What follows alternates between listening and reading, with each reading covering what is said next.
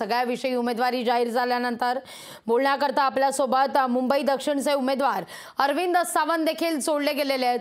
नमस्कार सावंत साहेब, स्वागत आहे तुमचं लोकशाही मराठीमध्ये आणि अभिनंदन सुद्धा। उमेदवारी जाहीर झालेली अखेर दक्षिण मुंबईतून। धन्यवाद आभारी आहे। दक्षिण मुंबईची ही जी जागा आहे ती महाविकास आघाडी करता आता प्रतिष्ठेची आहे, पण तिथं महायुतीनं सुद्धा ही जागा आता प्रतिष्ठेची करायला सुरुवात केलेली आहे। त्यामुळे सामना कुठेतरी अटीतटीचा होणार, काय वाटतं? मला वाटतं आदरणीय उद्धवजी बाळासाहेब ठाकरे ज्यांनी आमची उमेदवारी जाहीर केली त्यांना पहिल्यांदा मनापासून धन्यवाद देतो, आभार व्यक्त करतो।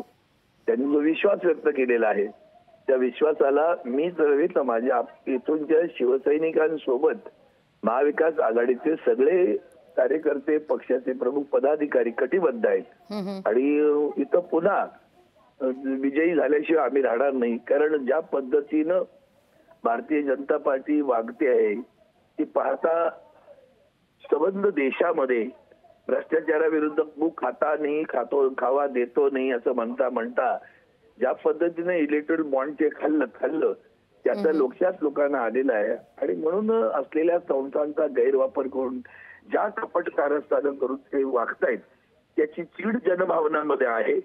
तशीच आदरणीय उद्धवजींबद्दलचा आदर, सहानुभूती आणि चीड सुद्धा त्यांना त्यांच्याबद्दल जे वागणूक केली त्याच्याबद्दलची चीड आहे।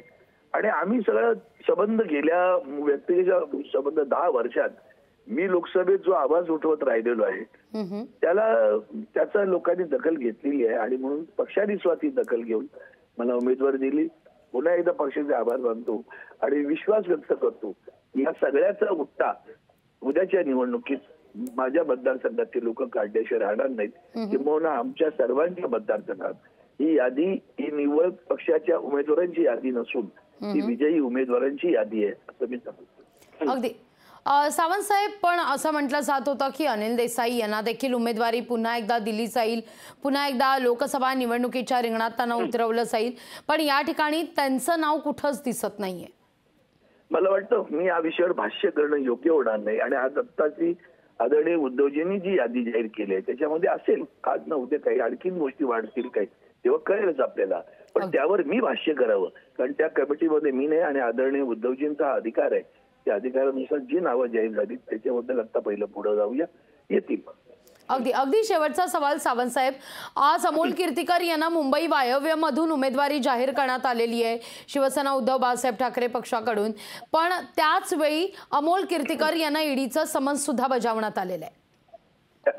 आता हे किती कपटी राजकारण आहे याच्यात तुम्ही ओळखून घ्या, पण किती पायाखालची वाळू भाजपची सरकलेली आहे। त्या एवढ्या तरुण मुलाच्या पुढे सुद्धा तुमचा पराभव तुम्हाला दिसतो म्हणून त्याच्यावर तुम्ही ईडीची केस ते गुलामच आहेत, पण ईडी बीडी जे काय आहेत ना ते सगळे गुलाम लोक आहेत।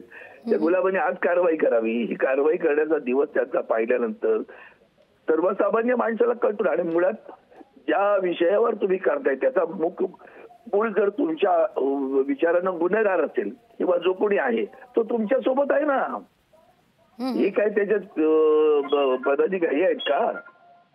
जो मुख्य माणूस आहे तो तुमच्या सोबत आहे, त्याच्यावर कारवाई नाही आणि यांच्यावर कारवाई यात समजून जायचं पाहिजे आपण। निश्चित धन्यवाद सावंत साहेब आमच्याशी संवाद साधला त्याबद्दल। लोकशाही मराठी ऐका, पहा, जागरूक रहा।